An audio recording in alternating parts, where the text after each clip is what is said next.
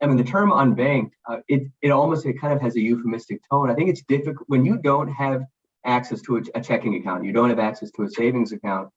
It's difficult to overstate the impact. You're basically cut off from the global economy. You're cut off from your ability to engage in many of the kinds of transactions that all of us on this call here today that we take for granted, that we engage in on a daily basis, or at least on a regular basis.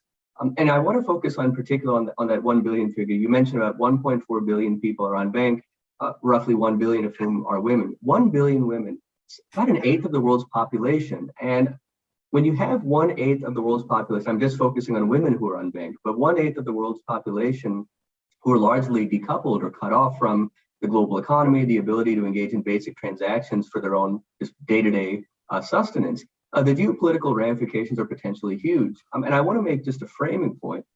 It's important to consider these figures, 1.4 billion, 1 billion, 3.7 billion when we were talking about connectivity issues a few minutes ago, against a broader backdrop of a global economy right now that's under severe strain from multiple directions. So we're dealing with the aftershocks of COVID-19. So many countries in the global south that we're going to be discussing this morning, they're still trying to recover from COVID-19. They now have been hit with a double blow with Russia's invasion of Ukraine and the externalities in terms of disruptions to energy markets, disruptions to food markets.